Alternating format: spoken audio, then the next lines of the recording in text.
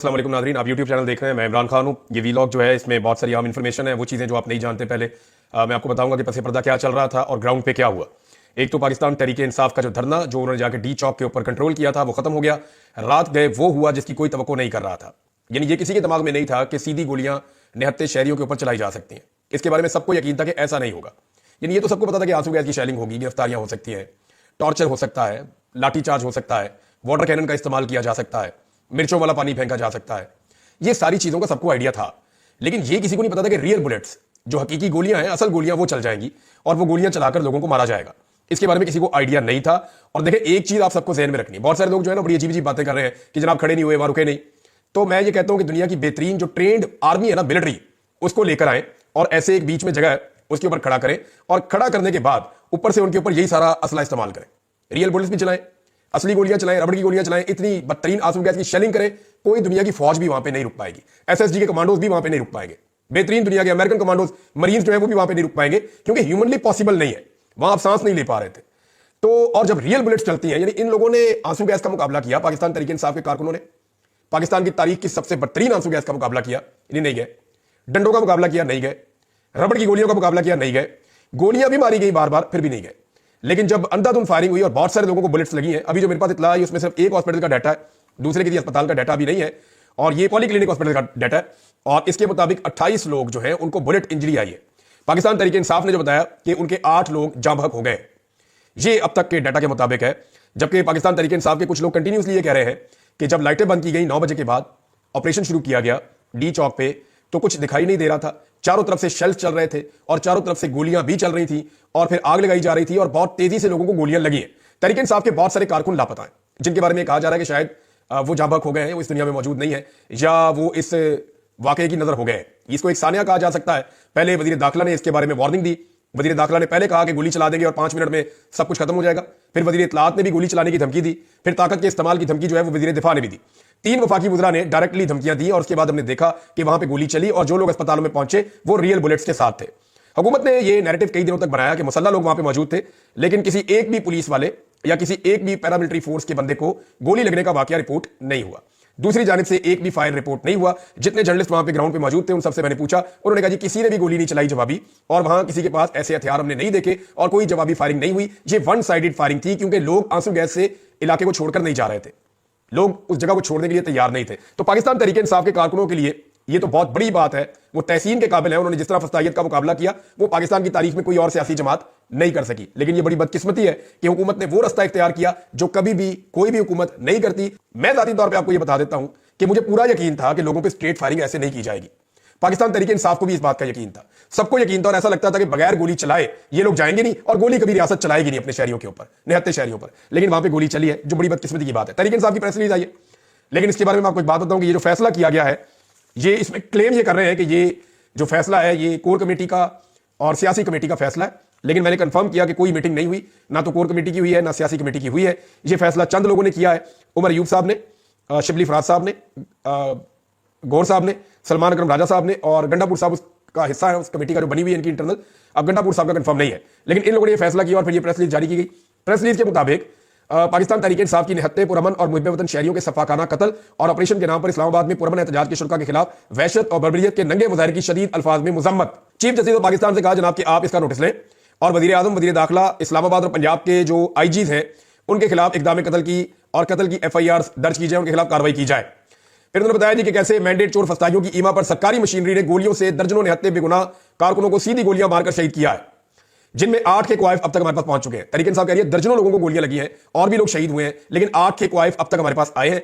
उनमें मुझे बता रहे हैं जी कि अनीस शहजाद दस्ती, मलक मुबीन, औरंगजेब, अब्दुल कादर, मलक सफदर अली, अहमद वली, मोहम्मद इलियास और अब्दुल रशीद शामिल हैं। और इसमें जो मनाजिर हमने देखे नाज़रीन वो इंतहाई अफसोसनाक है। जो अस्पताल से मनाजिर आ रहे हैं वो तो हम शेयर भी नहीं कर सकते, दिल दहला देने वाले मनाजिर हैं। ऐसा किसी ने नहीं सोचा था कि रियासत इस तरह गोली चलाएगी। बहरहाल तहरीक इंसाफ ने कहा जी कि हम कोई मुसल्ला जत्था नहीं है या कोई मुसल्ला तंजीम नहीं है कि हम इन चीज़ों का मुकाबला करें, गोलियों का मुकाबला करें। हम पुरअमन शहरी है और हम एहतजाज करने के लिए, अपना हक लेने के लिए आ रहे थे और जमहूरी तरीके से आ रहे थे, और हमने तमाम सहूलतें, तमाम रुकावटें, तमाम तशद्दुद और वहशियाना बर्बरियत बर्दाश्त की। हमारे कारकुन डी चौक पहुंचे, मगर अपने शहरियों के लाशों के अंबार लगाने की हम इजाजत नहीं दे सकते। 24 करोड़ पाकिस्तानियों को भेड़ बकरियां समझने वाले दरिंदों के लिए शहरियों का कत्ल तफरीक का वसीला हो सकता है, मगर तहरीक इंसाफ पाकिस्तान के अवाम इसके वसाइल और इसके कौमी मफाद के निगहबान है। वजीर इत्तलात को मैं सुन रहा था, वो मजाक उड़ा रहे थे लोगों का यानी वो वहां पे लाशें पड़ी हुई है, अस्पतालों में लाशें पड़ी हुई है, तहरीक इंसाफ के लोग कह रहे हैं हमारी लाशें गायब की जा रही हैं, और बाद में ये कहा जाएगा जनाब हमें पता ही नहीं वो बंदा कहां गया। तो हमारी लाशें इसलिए गायब की जा रही हैं ताकि जो जाम बहक होने वाले लोग हैं उनकी तादाद को छुपाया जा सके, ये तहरीक इंसाफ के लोगों ने क्लेम किया। अब इस वक्त जो तहरीक इंसाफ का अनाउंस है वो ये कह रहे हैं कि हुकूमती मंसूबे के पेश नजर पुरअमन एहतजाज की फिल वक्त मनसूखी का हम ऐलान करते हैं। ये जनाब तहरीक इंसाफ ने ऐलान किया है। तहरीक इंसाफ के बहुत सारे लोग इससे पशेमान हैं। बुशरा बीबी, मैं आपको ये बता देता हूं, मीडिया ने गलत खबरें चलाई कि बुशरा बीबी वहां से चली गई है या अली अमीन गंडापुर वहां से चले गए हैं। इस वक्त जो इंफॉर्मेशन आ रही है वो ये है कि ये लोग खैबर पख्तूनख्वा में अब मौजूद हैं सुबह के वक्त। लेकिन रात को 12:30 बजे जो जर्नलिस्ट वहां पे मौजूद थे उनसे मैंने कंफर्म किया, उन्होंने कहा जी 12:30 बजे तक जब सारा मीडिया चला रहा था, कभी कहते थे ये गिरफ्तार हो गई है, कभी कहते थे ये लोग भाग गए, कभी कहते थे ये लोग दामनेको की तरफ चले गए, ऊपर मुनाल की तरफ चले गए, कभी कहते थे ये इस तरफ को निकल गए। तो उस वक्त तक बुशरा बीबी और अली अमीन गंडापुर वहां मौजूद थे और बुशरा बीबी को बड़ा जोर जबरदस्ती से मनाकर वहां से निकाला गया है। जब हालात बहुत ज्यादा खराब हो गए, बिल्कुल अंधेरा हो गया, हर तरफ से गोलियां चल रही थी, लोगों की लाशें गिर रही थी, लोग जो है वो जख्मी हो रहे थे, उनको अस्पताल पहुंचाया जा रहा था, बड़े पैमाने पर एम्बुलेंसें वहां पे जो है रवाना की गई, वो भी सारे मनाजिर लोगों ने देखे। तो ये एक बड़ा ब्रूटल ऑपरेशन था। लेकिन उसके बाद जिस तरह का रवैया रियासत का था वो मजाक उड़ा रही थी। उसके बाद भी वो टट्टे उड़ा रहे थे, लाशों के ऊपर हंसने वाले लोग बेहस मैंने इससे पहले नहीं देखे। सारे मॉडल टाउन भी इन्होंने किया था और अब ये उससे बड़ा सानिया इन्होंने इस्लामाबाद डी चौक में कर दिया है। ये तहरीक इंसाफ की प्रेस रिलीज है। तहरीक इंसाफ के अंदर इस पर इख्तलाफ पाया जाता है कि ये एहतजाज कॉल ऑफ करना चाहिए था या नहीं करना चाहिए था। हुकूमत ने इतने बंदे मार दिए तो एहतजाज कॉल ऑफ नहीं करना चाहिए था। दूसरी तरफ के लोगों का कहना है कि हुकूमत पागल हो चुकी है, लिहाजा हम दोबारा एहतजाज करेंगे, अभी हम इसको रोक रहे हैं। अब इससे होगा क्या, मैं आपको थोड़ा सा बैकग्राउंड में लेकर जाता हूं। मुझे कुछ लोगों ने इंफॉर्मेशन ये देना शुरू कर दी थी और अब मैं वो चीजें आपके सामने रख देता हूं और मैंने इन सारी चीजों को कंफर्म किया, मैं इनके ऊपर पहरा दूंगा। जब 24 तारीख को ये काफिला निकला खैबर पख्तूनख्वा से, तो ये सारा दिन ट्रेवल करता हुआ शाम को ये पहुंचा और उस वक्त इन्होंने क्लियर किया पहली सारी रात लगा के कटी पहाड़ी के इलाके को, और डीआई खान और बलूचिस्तान से आने वाले काफिले आगे पहुंच चुके थे। उसके बाद ये काफिले आपस में मिलते हैं अगले दिन, और अगले दिन फिर ये आगे बढ़ते हैं और इस्लामाबाद के अंदर जब दाखिल होते हैं तो वहां पे अली अमीन गंडापुर साहब की गाड़ियां और उनके साथ जो स्क्वाड है वो वहां पे रुक जाता है। और उनसे जब भी कोई जाके कारकुन पूछता है, कोई बात करता है, तो वो ये कहते हैं जी अभी कर रहे हैं, एक मीटिंग चल रही है, बात चल रही है सीएम साहब की, सीएम साहब कोशिश कर रहे हैं, तो एंगेजमेंट चल रही है, तो वहां मुज़ाकरात हो रहे हैं। तो इस किस्म की बातें वहां पे सबको बताई जाती हैं। वहां पे कारकुनों ने शोर मचाना शुरू किया कि हमें आगे जाना चाहिए, आगे बढ़ना चाहिए, रावलपिंडी और इस्लामाबाद हमारा इंतजार कर रहा है। तो बुशरा बीबी ने आगे जाने का फैसला किया। जो अहमद खान न्याजी है, जो इमरान खान साहब के रिश्तेदार भी आपने देखा, उनकी सिक्योरिटी भी उनके साथ साथ होते थे, पोनी उन्होंने बांधी होती थी। अहमद खान न्याजी जो है वो अली अमीन गंडापुर साहब के पास जाते हैं और कहते हैं कि हमें आगे बढ़ना चाहिए, फौरन आगे जाना चाहिए, बुशरा बीबी को लेकर हमें आगे जाना है। तो उस पर अली अमीन गंडापुर और अहमद खान न्याजी साहब जो है वो मुत्तफिक नहीं हो पाते। तो अहमद न्याजी जो है वो आगे बढ़ते हैं और बुशरा बीबी कंटेनर के अंदर सवार थी, तो उन्होंने कहा कंटेनर लेके आगे निकलो। तो जो कंटेनर का ड्राइवर है उसने कंटेनर चलाने से इनकार कर दिया, क्योंकि कंटेनर को जो इंस्ट्रक्शन आती थी वो खैबर पख्तूनख्वा की हुकूमत से आती थी। अब कंटेनर वाला आगे जा ही रहा, बुशरा बीबी कह रही है आगे जाना है, बुशरा बीबी के साथ जो लोग हैं वो आगे जाना चाहते हैं। अली अमीन गंडापुर साहब फैसला नहीं कर रहे और वो गाड़ियां लेकर, अपना स्क्वाड लेकर उस जगह पे जहां मोटरवे से उतर के थोड़ा आगे एक मुकाम है वहां पे आकर खड़े, अब आगे नहीं बढ़ रहे। और इनके जिस अंदाज में इनकी गाड़ियां खड़ी थी आगे पीछे, पीछे से पूरा काफिला रुका हुआ था जो आगे नहीं बढ़ पा रहा था, सिर्फ इनसे आगे कुछ 40-50 गाड़ियां थी। बहरहाल अहमद न्याजी ने जबरदस्ती जो कंटेनर था जिसके अंदर सारा वो जलसागाह की जगह बनी हुई थी ऊपर, जिसमें बुशरा बीबी थी, उस कंटेनर के ड्राइवर के साथ जबरदस्ती की और उसको ये कहा कि फिर हम खुद ही गाड़ी चला लेंगे। बहरहाल मजबूरन वो कंटेनर फिर आगे बढ़ा। जब ये कंटेनर आगे जाता है और इसको सामने आकर मिलती है 26 नंबर चुंगी, जो मुझे इतला मिली है, 26 नंबर चुंगी पे इनका सामना होता है पुलिस से और रेंजर से, और वहां पे बदतरीन शेयरिंग शुरू हो जाती है, कारकुन मुजामत शुरू कर देते हैं। वहां जबरदस्त मुजामत चल रही थी, जबकि अली अमीन गंडापुर और उनका पूरा काफिला पीछे रुका हुआ था, वो आगे नहीं आ रहा था। अब इन दोनों काफिलों के बीच में मुझे कुछ लोगों ने कंफर्म किया और मैं उनके नाम भी बता सकता हूं। उन्होंने कहा जी कि बीच में कुछ जगह खाली भी थी, वहां कारकुनों ने शोर मचाना शुरू कर दिया। आपने कुछ विजुअल्स देखे होंगे जिसमें आपने महर शराफत के विजुअल देखे होंगे, कुछ कारकुनों के विजुअल देखे होंगे, एक दो और लीडर हैं उनके आपने विजुअल देखे होंगे कि वो कोशिश कर रहे हैं कि आगे निकलो, हमें आगे जाने दो, बुशरा बीबी आगे चली गई है, काफिला आगे निकल गया है, हमें आगे जाने दो। लेकिन वो गाड़ियां रास्ता नहीं दे रही थी जो सीएम के साथ थी और रास्ता खुल नहीं रहा था। तो उस पर कारकुनों ने बाकायदा फिर मारधाड़ की, नारेबाजी की, अली अमीन की गाड़ी को धक्के दिए, उसको हाथ मारे, उसको पांव मारे, और उसके बाद फिर जो है वो गाड़ी थोड़ा सा गाड़ियां आगे हुई तो पीछे से गाड़ियां निकलना शुरू हुई। इतने में बुशरा बीबी और पीछे से अलीमा खान साहबा और उनके साथ कुछ और रावलपिंडी के लोग आए और उन्होंने आके उस तरफ से और बुशरा बीबी के साथ जो लोग थे उन्होंने इस तरफ से ये 26 नंबर चुंगी को खाली करवा दिया। जब ये चुंगी खाली हुई तो कंटेनर्स कारकुनों ने हटाए और काफिला आगे बढ़ गया। अब ये काफिला आगे बढ़ रहा था, जो हैरतअंगेज चीज मुझे लोगों ने बताई वो ये थी कि आगे से रुकावटें खुद दूर होना शुरू हो गई, रुकावटें दूर होना शुरू हो गई। और मंसूबा यह था कि इतना फासला पैदा कर दिया जाए अली अमीन गंडापुर के मेन काफिले में और बुशरा बीबी के काफिले में कि किसी जगह पे भी इनको अकेला करके इनके ऊपर एक भरपूर हमला करके बुशरा बीबी को गिरफ्तार कर दिया जाए, क्योंकि सब ये समझ रहे थे कि बुशरा बीबी एक ऐसी शख्सियत है जो इसको लीड कर रही है और उनकी वजह से कोई वापस नहीं जा पा रहा और कोई कंप्रोमाइज नहीं हो पा रहा, यह मामला की रफा दफा नहीं हो रहा, इसका कोई और हल भी निकालना चाह रहे थे। बैरिस्टर साहब ने टीवी पे कहा कि जनाब हम तो संजानी में कहीं और बैठना चाहते थे और इसके ऊपर फैसला हो गया था, लेकिन बुशरा बीबी नहीं मानी। वो कह रही थी मैंने जाना डी चौक में, मुझे इमरान खान ने कहा हुआ है। तो जब ये आगे बढ़े तो उनको मौका इसलिए गिरफ्तार करने का नहीं मिला कि रावलपिंडी और इस्लामाबाद के शहरी निकला है, यानी आमिर मुगल वगैरह निकला है, वो आमिर रियाज वगैरह, शहरयार रियाज वगैरह और बाकी लोग हैं, अलीमा खान अपने साथ काफी क्राउड लेकर आ गई, वहां के नौजवान निकल आए, तो ये इतना बड़ा एक क्राउड बन गया कि ये भी अच्छा खासा एक जुलूस बन गया। अब इनको गिरफ्तार करना मुश्किल था बुशरा बीबी को। उस वक्त जो है वो अली अमीन गंडापुर साहब पीछे से फिर आए और उन्होंने ज्वाइन किया और फिर ये डी चौक की तरफ गए। जो कंटेनर था बुशरा बीबी का वो डी चौक से 500 गज तकरीबन पीछे था और उससे 500 गज पीछे जो है वो गाड़ियां थी, तो ये इस जगह पे ये मौजूद थे। अब एक और चीज जो मैं आपको बताने जा रहा हूं कि 4 बजे तक डी चौक पे मुकम्मल कंट्रोल हो चुका था पाकिस्तान तहरीक इंसाफ के कारकुनों का और लीडरशिप वहां पे मौजूद थी। कुछ लोग ऐसे हैं जो इस्लामाबाद जाने के बाद नजर ही नहीं आए, जैसा कि शहरयार अफरीदी, इस्लामाबाद जाने के बाद उनकी कोई एफर्ट रास्ते में आपको नजर नहीं आई होगी। उन्होंने चंद जगहों पे अपने नाम के नारे लगवाए, उनके साथ कुछ नौजवान थे, नारे शारे लगवाए, कुछ टिकटॉक बनवाई उन्होंने और वो गायब हो गए। कुछ और लोग हैं, मैं सबके नाम क्या लूं, लेकिन बेशुमार लोग ऐसे हैं जो आए नहीं, इस एहतजाज का हिस्सा ही नहीं बने, हालांकि उनका ताल्लुक खैबर पख्तूनख्वा से है, वो वहां से अरकान असेंबली है, लेकिन वो नहीं आए, उन्होंने इसके अंदर शमूलियत नहीं की। पंजाब वाले भी नहीं आए, आपके सामने ही है। अब हुआ ये कि ये जो लोग पहुंचे डी चौक और उसकी सराउंडिंग में, इनको वहां पे जाकर, मैंने पिछले वीलॉग में आपको कहा था कि कुछ चीजें पाकिस्तान तहरीक इंसाफ को करनी पड़ेंगी। उन्हें अपनी एक इंतजामिया बनानी पड़ेगी, उन्हें अपना सिक्योरिटी का इंतजाम बनाना पड़ेगा, उन्हें थोड़ा सा अपना जो है वो खाने पीने का इंतजाम कैसे करना है, और स्टेज के ऊपर से अनाउंसमेंट वगैरह, ये सारी चीजें होनी थी। लेकिन 4 बजे से लेकर 9 बजे तक, इन 5 घंटों तक कारकुनों को किसी किस्म की कोई इंस्ट्रक्शन नहीं मिलती और बहाना यह बनाया जाता है कि जनरेटर खराब हो गया।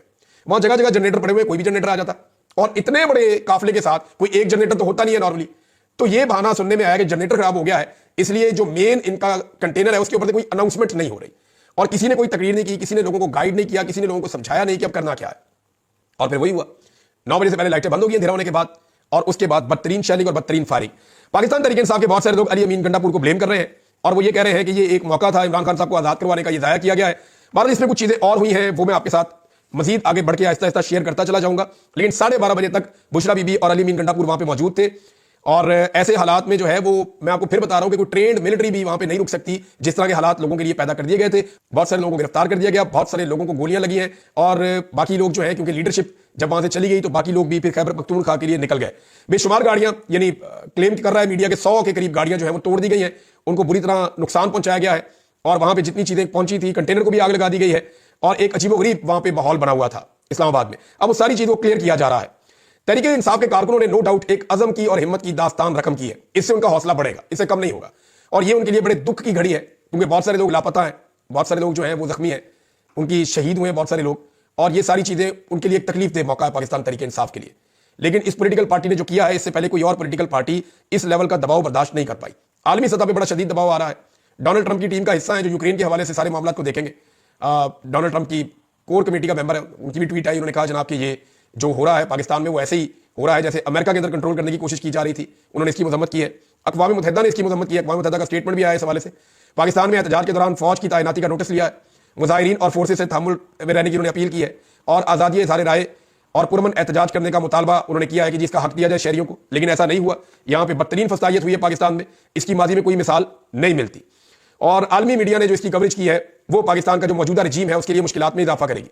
बज़ाहिर तो हुकूमत ने एक रात में शब खून मार के जुल्म और जबर की एक दास्तान रकम की है, डायरेक्ट लोगों के ऊपर गोलियां चला के एक तरह से अपने इलाके को फतह किया है, अपने ही लोगों को फतह किया है। लेकिन यह हुकूमत की बहुत बड़ी शिकस्त है और आने वाले दिनों में हुकूमत के लिए बहुत सारी मुश्किलात पैदा हो जाएगी।